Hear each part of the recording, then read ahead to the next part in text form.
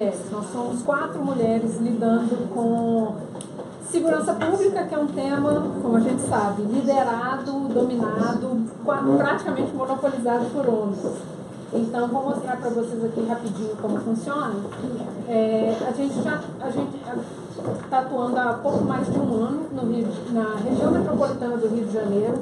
Então, esses pontos que estão no mapa são locais onde houve tiroteios no Rio. E eles estão tão agrupados ali que parece que são um só, mas cada um tem aproximadamente 400.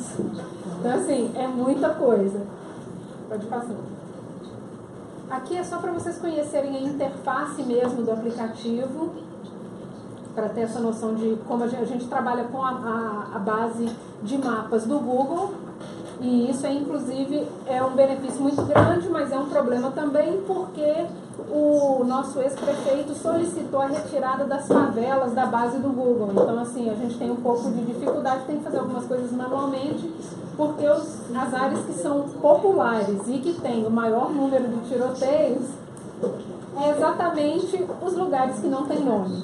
Então, por exemplo, enquanto a gente estava aqui confraternizando, houve um tiroteio ali em Botafogo e a gente não consegue colocar especificamente o lugar, porque é um lugar que não se chama Botafogo, mas está no bairro de Botafogo.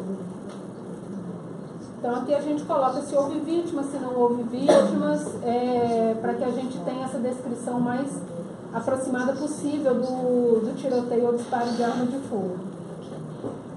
Eu trouxe um caso em específico, onde uma região um bairro que fica na zona norte do Rio, ele teve tiroteio durante 12 dias consecutivos.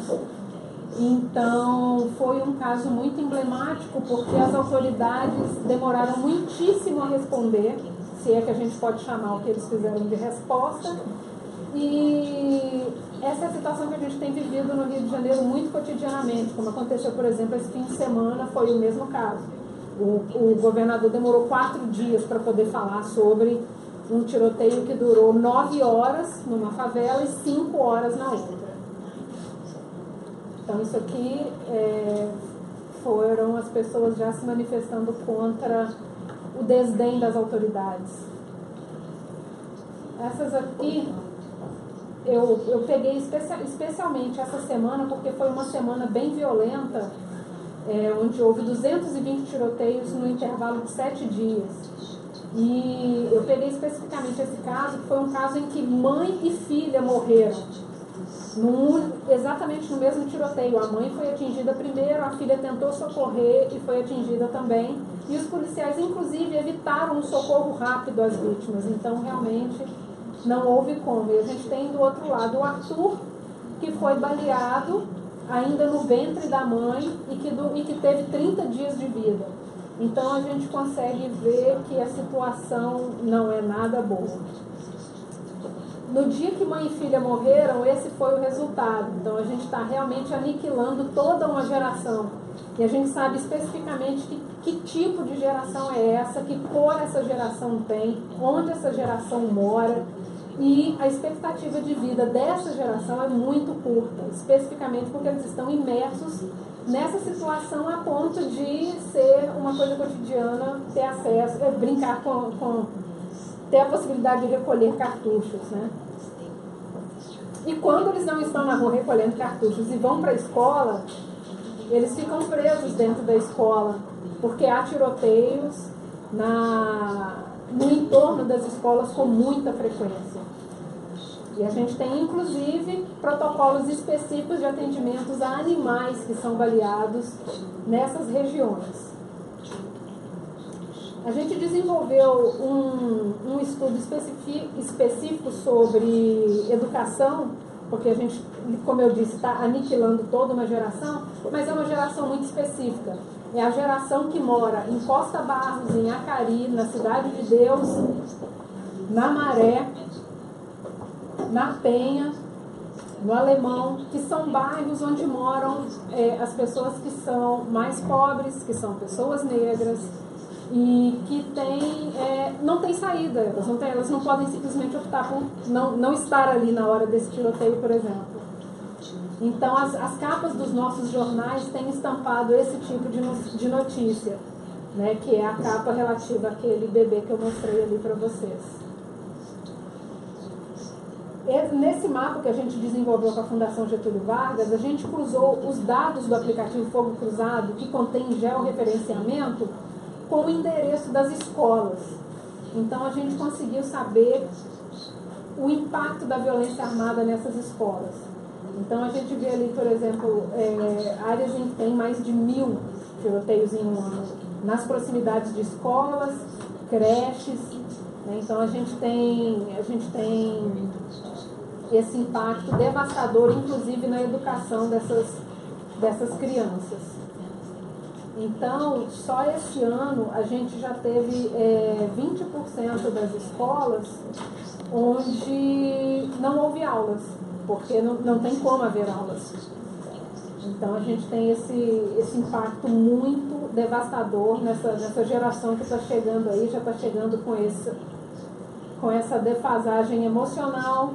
E quando a gente fala em defasagem, a gente fala inclusive perdendo pais, perdendo irmãos, né? E geralmente quem é líder dessas famílias são as mulheres.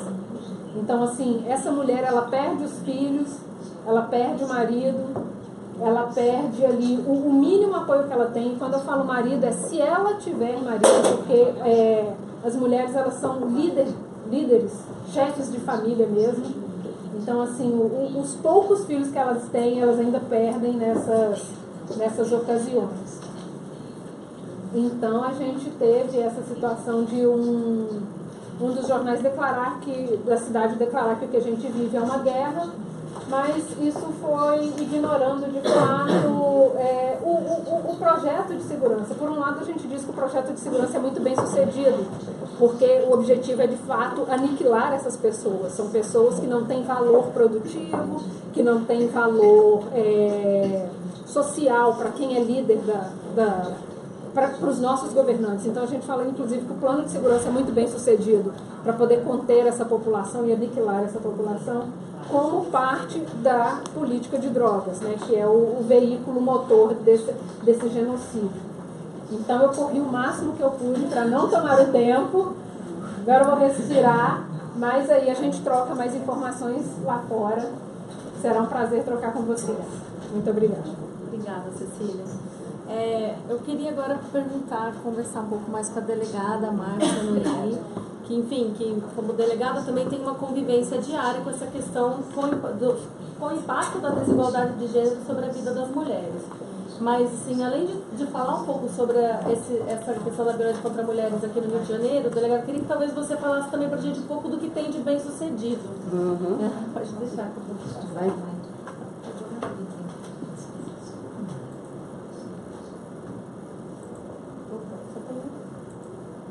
Em cima, né, que você botou lá. Botou lá em cima. Não, o de baixo, isso. Bem, que bom que a gente está numa roda de conversa.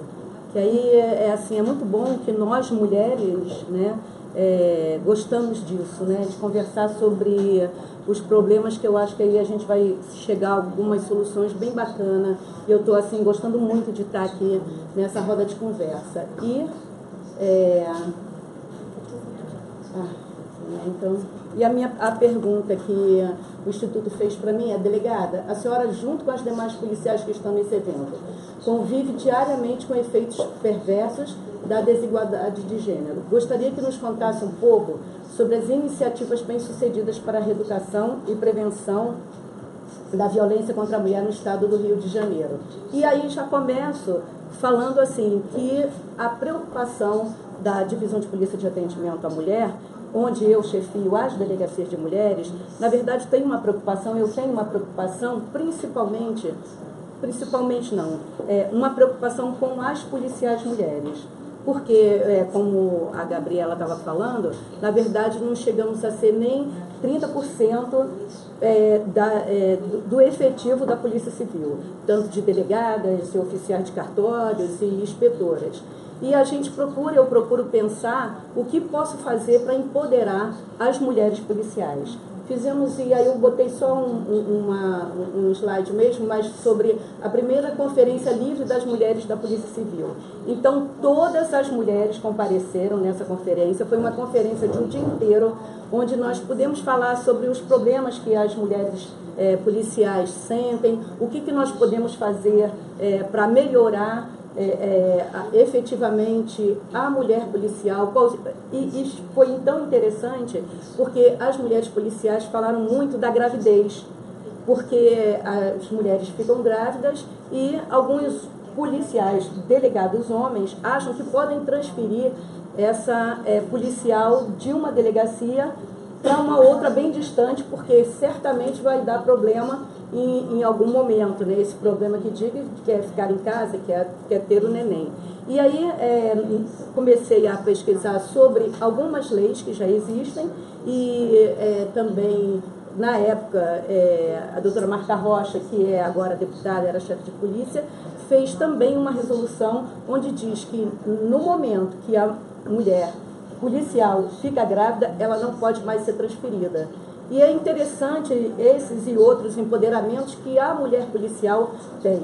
Nessa conferência, nós conversamos e todo dia 8 de março é colocado no nosso boletim interno todos os direitos das mulheres policiais. E a gente tem um canal muito bom da divisão com as mulheres e elas podem falar o que podem propor de diferente para que possamos ajudar as mulheres e a gente possa empoderar cada vez mais. Eu faço seminários sobre o câncer de mama e alguns outros temas, então é interessante que a gente comece pelo olhar de dentro, né, interno das mulheres.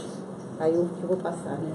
Bom, e aí a gente falando sobre violência contra a mulher, aqui no estado do Rio, aqui no Brasil, em 1985 foi criada a primeira delegacia especializada de atendimento à mulher, e em 1986 aqui no estado do Rio de Janeiro. Essa é a doutora Marli Prestes, que foi a nossa primeira delegada, era a única delegada mulher que existia, então ela foi a nossa primeira delegada. Importante dizer que, e lógico, aqui todas sabem e conversam e estudam sobre gênero, mas é importante dizer que esta política pública de delegacia especializada de atendimento à mulher é a melhor política pública, a meu ver, e lógico, de muitas outras pessoas, que deu certo aqui no Brasil. Porque, na verdade, está no íntimo feminino, pensando assim, pô, quando acontecer alguma coisa comigo na questão da violência, eu vou procurar a delegacia de mulheres. Então, é uma política pública que deu certo, e deu certo porque nós sabemos que antes a violência contra a mulher era tão silenciosa que a mulher não falava sobre isso. Quando o movimento de mulheres começou a estar junto com as mulheres começaram a falar, iam para a delegacia comum e os policiais falavam assim, pô, pode voltar, lavar um tanque de roupa, porque você certamente é culpada do que faz. Então, essa política pública foi uma importante política aqui no Brasil. Hoje temos menos do que 700 delegacias de mulheres em todo o Brasil. Aqui no estado do Rio de Janeiro são 14 delegacias de mulheres. E aqui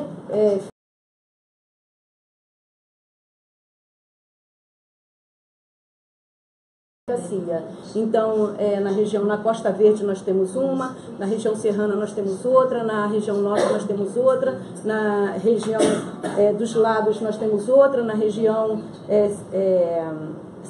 serrana nós temos outra lá nas regiões. Na Baixada Fluminense nós temos 4 delegacias de mulheres, aqui no município nós temos 3 delegacias de mulheres e também temos em Niterói e São Gonçalo, são 14 delegacias de mulheres. Essas delegacias pegam não só aquele lugar específico, como disse a Gabriela, porque essa do centro da cidade pega aproximadamente 40 bairros. Então, é uma delegacia, a delegacia de mulheres geralmente pega um número expressivo, né, de circunscrições, né?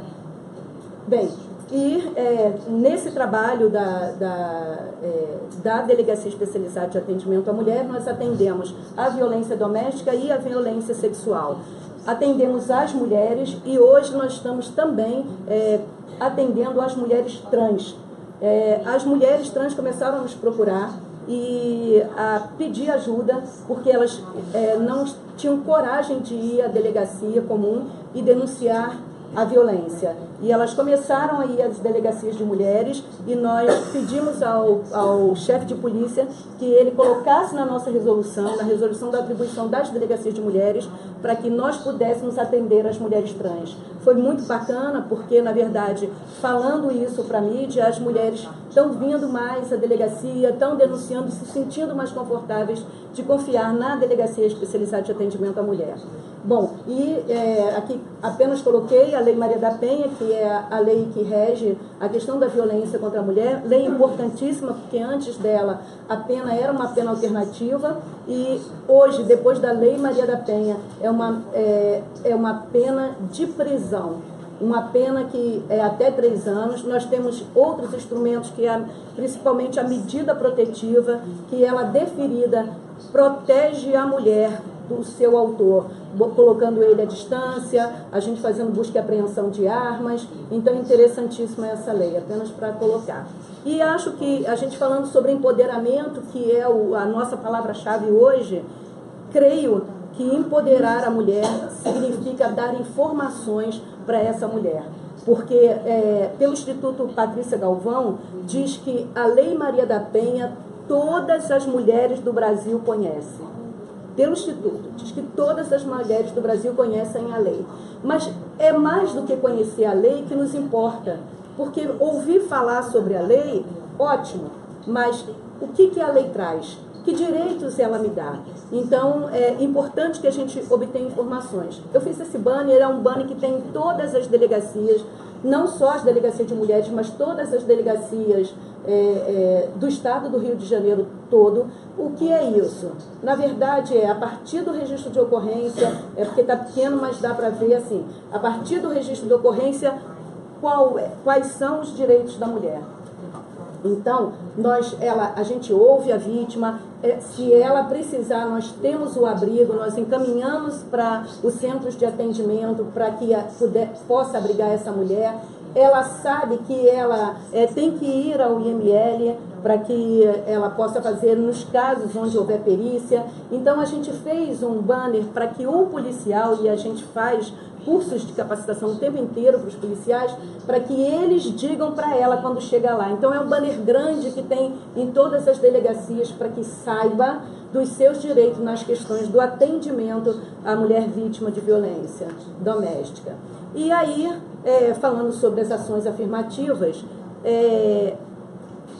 nós pensamos sempre, né, como que nós podemos fazer com que as mulheres vítimas de violência possam ir à delegacia e possam denunciar, porque isso é o que nós esperamos, que a mulher vítima possa ir. Sabemos que ainda 30% ou um pouco mais de mulheres vão à delegacia denunciar, ou seja, muitas mulheres ainda apanham e há uma subnotificação, nós não ficamos sabendo. Então, pensamos, como que podemos fazer para que ela entenda os seus direitos e para que ela perceba que a lei vale a pena e que vale a pena denunciar. Então, programo todas as datas comemorativas para que todas as 14 delegacias de mulheres possam fazer mandados de busca e apreensão e de mandados de prisão para que a gente possa cumprir num dia só. Então, ali tem operação Caem as Máscaras, que foi uma operação no Carnaval do ano de 2015 que eu fiz. Operação Irmãs Mirabal, que foi exatamente o dia 25 de novembro, que é o dia da não violência contra a mulher. Operação Melhor Sem Ele. Operação Mulheres Seguras. Operação Amanhecer Livre. Essas operações, minimamente, a gente consegue prender 30, 40 ou 50 homens de uma vez, de violência doméstica e de violência sexual. Então é importante, por quê? Porque a mídia nos ajuda muito. Então todas as operações que nós fazemos, aí, um minuto, ainda nem comecei, falam sobre isso, né? Então, assim, além de tudo, ações sociais que nós fazemos, não só nas escolas, mas também na rua, e distribuímos folhetos, tem as delegadas que estão indo aí, e estão fazendo ações sociais. No Carnaval, a gente fez o estandarte da coragem e colocamos denuncie a violência contra a mulher. E foi muito interessante, nós aprendemos muito e foi interessante a repercussão desse estandarte da coragem. Também temos uma parceria com o Disque Denúncia e a gente coloca o procurado lá no Disque Denúncia, a gente consegue prender rapidamente. Aqui são campanhas de conscientização, aí falando sobre os homens, né? O ex-chefe de polícia, Dr. Veloso, eu pedi a ele... Ele estava aqui hoje, mas...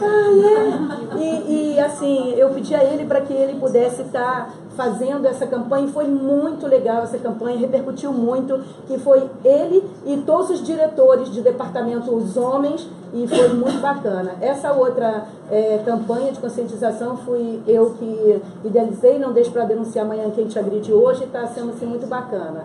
Eu agradeço, queria falar muito mais, mas apenas para que saibam assim, o quanto a gente pensa tanto na conscientização da mulher como na prevenção, no sentido de que os homens também veem isso e digam, bom, eu não vou bater não porque eu vou ser preso, né? Obrigada. Obrigada a você, delegada. Depois a gente vai ter mais oportunidade de continuar conversando. Agora sim, você até tocou nesse ponto interessante da questão do empoderamento. Então eu queria conversar, assim, vir agora para a Andréia e conversar um pouco com ela sobre isso, né? Eu sei, assim, a gente teve uma conversa antes, obviamente, e ela me contou um pouco do trabalho que ela realiza na Fundação Vale, uma questão de fortalecimento de políticas públicas, principalmente na área de educação, saúde e geração de renda, e que trabalha também a questão de empoderamento. Então eu queria te perguntar, a partir do setor privado, qual pode ser o papel para fortalecer, para proteger mulheres a partir do empoderamento? Bom, primeiro fazer um histórico desse processo no Brasil. Com a redemocratização do país, a Constituição de 88, ela assegura os direitos sociais. O governo naquela época, muito ainda pressionado por fazer de fato, né, os direitos acontecerem, chama a iniciativa privada para que ela se una, mas sem uma visão de articulação. Isso fez com que houvesse várias sobreposições, e eu acho que até muitas colegas da Organização de Sociedade Civil foram para dentro das empresas. Isso gerou um movimento de reflexão mais apurado e também a própria, o interesse da iniciativa privada de mensurar esse processo. Então a gente conseguiu realmente identificar a importância de ter um caminho comum. E esse caminho não tem outro, tem que ser política pública. A política pública nesse país, né, as políticas públicas são de muita qualidade. O desafio é fazer chegar essas políticas públicas na ponta. Então, a iniciativa privada ela pode contribuir no sentido de somar esforços. Então, por exemplo, a questão do enfrentamento à exploração sexual de crianças e jovens. Imagina uma mineradora que chega num território de uma cidade de pequeno porte, com muitos homens, como lidar com essa questão?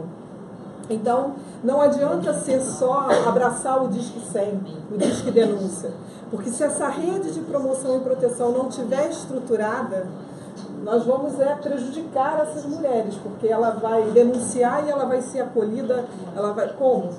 Então, a gente desenvolveu cooperações técnicas, por exemplo, com a Secretaria de Direitos Humanos, e a gente identificou qual era a política, o que estava sendo pensado pelo governo e como o investimento social poderia fortalecer esse processo. Então, nós tivemos parceria com a Childhood, com a ONG Terra dos Homens, e aí fizemos um grande trabalho de identificação, de soma de esforços. Para vocês terem uma ideia, a iniciativa privada destinou quase 3 bilhões de reais para investimento social.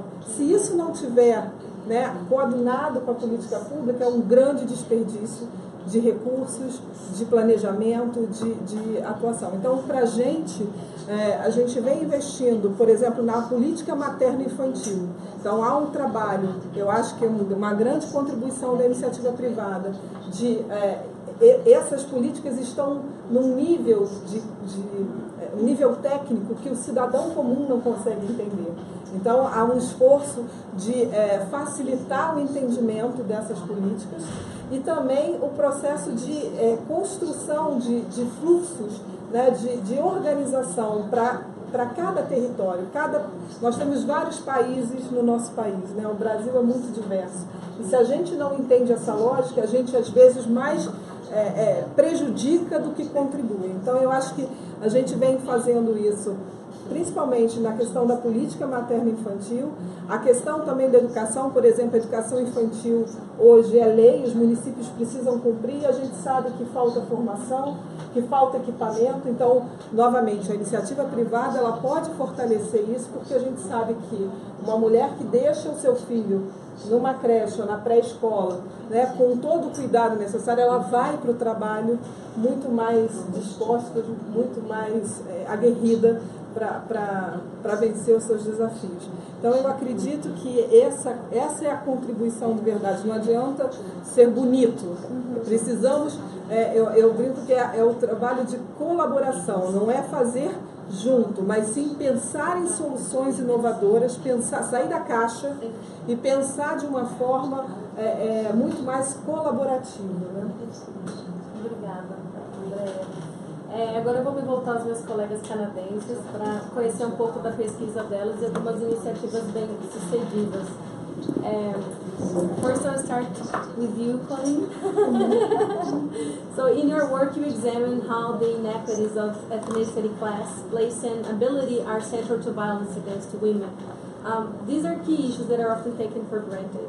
So can you tell us a little bit more about the work you do and particularly what kind of interventions and initiatives in healthcare did you find are successful for curbing these inequalities and hence improving women's safety? I know 5 minutes since. First, Boa noite. And obrigada for having me. We have a lot to learn from you, so I just want to say thank you for having us. It's very humbling to see the work that you're all doing. It's amazing. I wanted to say at first that Canada has what I call an undeserved reputation for being fair. We have lots to be ashamed of in Canada. So we have a lot of inequity and a lot of unfairness. I do mostly research with Indigenous populations, and we have a very bad record. It's a colonial history, like the Brazilian history. And so we have a lot of rhetoric that makes Canada sound a much better place than it actually is. And the rhetoric is really important, but we need action. And so in your case, racism plays out for Black women, and in Canada it's for many racialized groups that have immigrated from everywhere.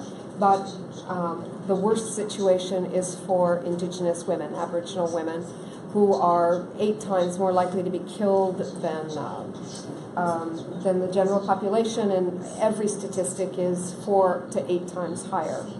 And at the same time, I think you're doing amazing to have, if 30% of crimes are reported, that's an amazing record, because ours is much worse than that. Particularly among people who are stigmatized by racism, disability, trans women, gender minorities. It's really a problem, and we have a lot of difficulty with our police. So, we have thousands of Indigenous women, and we have our small population, so thousands is a big number. Indigenous women who have been murdered and are still missing. So, and our police are very slow to respond. So I just wanted to say that. So we do many different kinds of interventions, and some of our interventions aim at individual women. So trying to, and I love the fact that you actually use the word empowerment, because we have a bit of a backlash against anything feminist And so the word empowerment has kind of got buried. So I'm going to reignite the word empowerment from my colleagues in Brazil. So we do a very supportive interventions at the level of individual women, and we deploy nurses. And nurses, I think, are effective in part because they're not as challenging as some other service agencies, okay, social workers or police and so on. So we've had a good deal of effectiveness in strengthening the resilience of the women and helping the women to feel empowered and become more healthy. So I have worked on several of those, and also for specifically Indigenous women. And for Indigenous women, we are trying to counter the racism and discrimination and stigma that they experience, in part by respecting culture and tradition and trying to honor and recognize their languages. So these are some of the things that we try to bring together: a Western medical approach with a more traditional cultural approach. The most important thing being to involve the Indigenous women themselves. So we look around this room and there are not very many black women, not very many Indigenous women at this table. And so that this is a problem that we have as well. You know, we have to have a much more grassroots engagement. The second, one of those, working with Indigenous people has also led to the question of what about the men? And I think this is something we could collaborate on, is how do we engage men? Because men are not just perpetrators, but men are also, we have many boys, young boys, who have been victims of sexual violence, particularly in Indigenous communities and other forms of violence. So we have to pay attention to the trauma and violence they have experienced. And some men are allies. And so how do we engage a diversity of men? I don't have answers, but we've begun to try to look a little more nuanced at men rather than just men and women, but across a spectrum. And so I just wanted to say what I'm very impressed with is the level at which many of you are working at the structural level. So we do need to have policy changes, and we're trying to contribute our research to policy. But at this point, we're working at the level of individuals, and now at the level of organizations. So with Nadine, Nadine and I have been working to try to shift how organizations treat people, not just violence, but also other forms of stigma and discrimination, including, and most importantly, racism.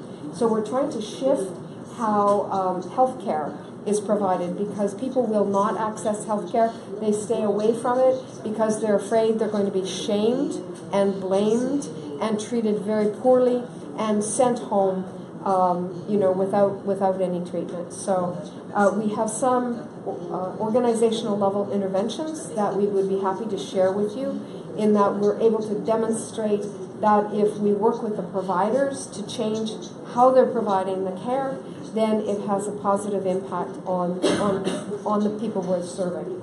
So I can't say very much in 5 minutes, but just a few ideas. So thank you for having us. I'm sorry about the time. This is just a start, and then we can continue the conversation afterwards. Now I'm turning to Susan. So in your work, you focus on community interventions to prevent family violence and on the use of home visits by public health nurses to promote healthy child and family development. So just first tell us a little bit more about the successful interventions. Good evening, and thank you again for the invitation to be here.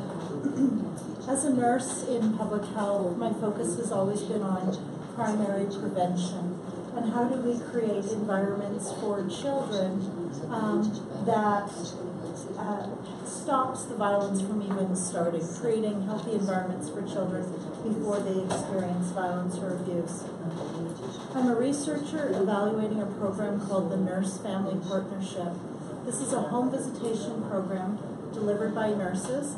It was developed in the United States, and it's currently being implemented or evaluated in the United Kingdom, the Netherlands, Norway, with the Roma population in Bulgaria, with indigenous populations in Australia, and we are also evaluating it in Canada.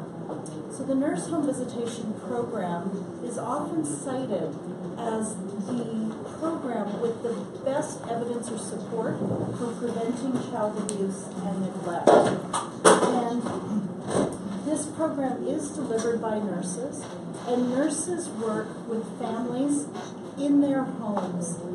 The nurses start visiting young mothers early in pregnancy, around 16 to 20 weeks gestation, and continue to visit very regularly until the child is 2. This is a program that is also targeted to young mothers, to first-time mothers, and to mothers who are the most socially and economically disadvantaged. So in Canada, this program serves very young mothers who may be homeless, lack secure housing, live in extreme poverty, may experience mental health issues, have experienced their own histories of trauma in childhood. And the mechanisms through this program, I believe that helps to prevent child abuse and neglect is that the nurses focus on attachment, supporting mothers to be sensitive to the cues of infants. They focus on parenting, positive parenting strategies. They work on a sense of self-efficacy with mothers. And most importantly, this program also focuses with mothers in helping mothers to identify what is their heart's desire, what is their goal, with a focus to achieve maternal economic self-sufficiency. So the nurses work very hard with the mothers to support them to go back to school, to get a job, or whatever is their life goal. And to achieve that goal, the nurses also work in pregnancy spacing to support the mothers to space out pregnancy so that they can achieve their life goals. In Canada and the United States, in the Nurse Family Partnership Program, we've also augmented it now with very focused education for nurses to identify and respond to intimate partner violence and support moms in looking at how to increase their sense of safety, understand the impact that violence has on their child's developing brain, again, how to build a sense of self-efficacy, and how to be really connected to more social supports. Thank you. Thank you very much, Susan. Eu sei que isso está parecendo meio que um speed dating, que tá meio rápido e tal, mas assim, o objetivo era começar essa conversa assim, para que nós nos conhecêssemos, por isso até esse momento inicial de apresentação e algumas perguntas iniciais para provocar mesmo, para colocar onde nós estamos, na nossa cidade, no nosso país, para conhecer um pouco sobre a pesquisa das nossas convidadas canadenses e para continuar essa conversa lá fora. A gente vai servir agora A Cláudia chegou, só queria falar, ela se apresentar. Ela falou ali atrás da PM, a Cláudia Policial Militar, só tem 10% de mulheres. Pode se apresentar. Primeiro, queria pedir desculpas pelo atraso. Eu sou a Major Cláudia Moraes, da Polícia Militar do Rio de Janeiro. Fico muito feliz do convite. Peço mais uma vez desculpa pelo atraso. Eu e o Instituto Igarapé, aqui na pessoa da Renata, a gente já é parceira desse processo, né? A gente teve uma inserção lá na Colômbia também, falando um pouco sobre isso. E aqui no Rio de Janeiro eu trabalho no Instituto de Segurança Pública, sou coordenadora estadual de Conselhos Comunitários de Segurança, que são espaços de interlocução entre a comunidade e as polícias para as questões de segurança pública, onde, invariavelmente, por conta daquilo que me apaixona muito trabalhar, que é a questão de gênero, a gente o tempo todo coloca as questões da violência contra a mulher. E, além disso, eu sou uma das organizadoras do Dossiê Mulher, que é um relatório estatístico dos dados de violência contra a mulher no Rio de Janeiro, feito aqui no Rio de Janeiro a partir dos dados da Polícia Civil, ao qual eu tenho o maior respeito de estar aqui presente com as nossas colegas das DEANs, né? E, na verdade, esse é um trabalho feito com os registros da Polícia Civil e que, na verdade, ele serve muito para orientar políticas públicas, porque tudo que a gente conversou aqui, tudo que eu ouvi vocês falando aqui, a gente passa para a necessidade de construção de políticas públicas através de dados empíricos, não é? E essas informações são fundamentais. Então, ao longo de quase 12 anos que nós produzimos esses dados, e na verdade eles são anteriores à Lei Maria da Penha, e isso é muito importante também, a gente tem a felicidade de ouvir, às vezes, que uma delegacia, né, foi implantada a partir desses dados, um núcleo de atendimento, um juizado de violência doméstica contra a mulher foi implantado a partir do olhar desses dados dos registros. A gente sabe que ainda existe uma subnotificação muito grande e que a gente precisa muito das políticas públicas. A gente, então, ao passo que a gente tem uma produção de dados muito robusta em relação a esses dados da Polícia Civil, a gente ainda não tem em relação aos dados da Justiça, porque mais importante do que saber que a gente tem 50 mil registros de lesão corporal por ano, a gente precisa saber o quanto disso foi processado e o quanto disso no final produziu um efeito no que se diz, para a gente poder avaliar de fato a Lei Maria da Penha. Então, eu acho que esse é um ponto que a gente precisa. E além disso, a questão da violência contra a mulher a gente não enfrenta só com polícia e com a justiça, a gente enfrenta também com a rede de atendimento à mulher, que aí perpassa a educação, saúde, assistência social, e nessa parte nós temos uma deficiência muito grande de dados e de integração dessas informações.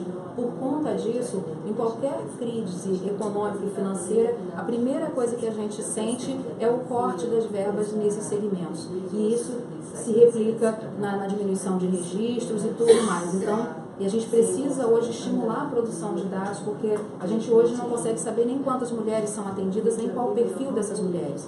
Hoje a gente está trabalhando para cruzar dados com a informação da saúde. Por quê? Porque às vezes uma mulher passa pelo sistema de saúde, mas não necessariamente vai a uma delegacia.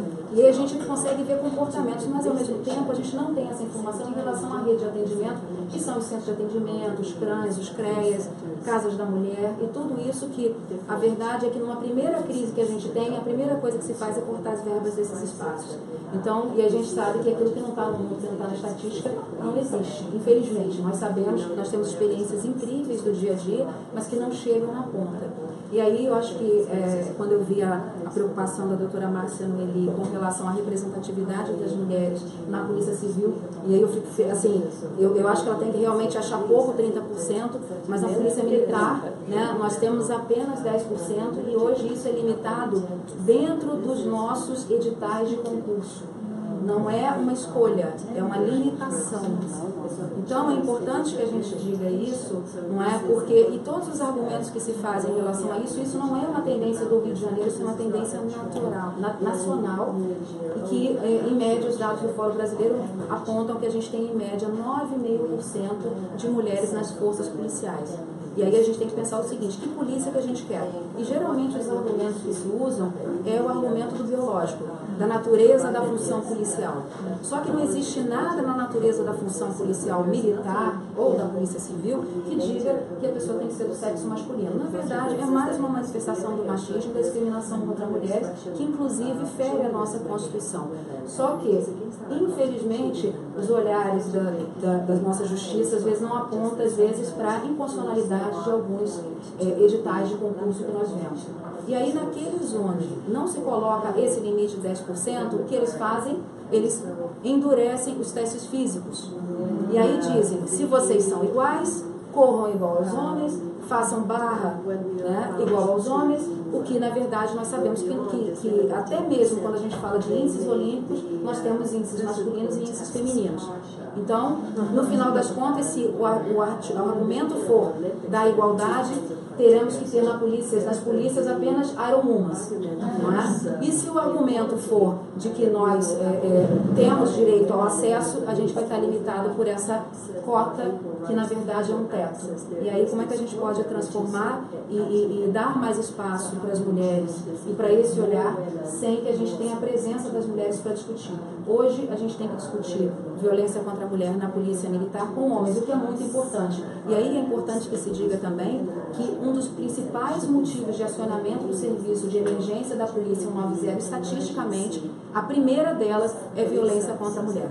Então, a necessidade de se investir em qualificação e treinamento dos policiais para que eles não revitinem essas mulheres nas suas abordagens é fundamental. Então, assim, é mais ou menos um pouco do que a gente trabalha, a gente vai poder conversar mais um pouco. Fico feliz pela oportunidade e eu sempre conto muito com o apoio aqui da Ilona e da Renata, do Igarapé como um todo, para que a gente consiga levar essa mensagem mais adiante, e estou sentindo que a gente caminha bastante. E uma questão também que foi colocada pela nossa colega canadense, que sempre me preocupa, é porque a gente precisa ampliar esses olhares. A gente precisa de mais presença da mulher negra, a gente precisa da presença da mulher indígena, assim como a gente precisa da presença da mulher policial militar e policial civil. Obrigada a todo mundo.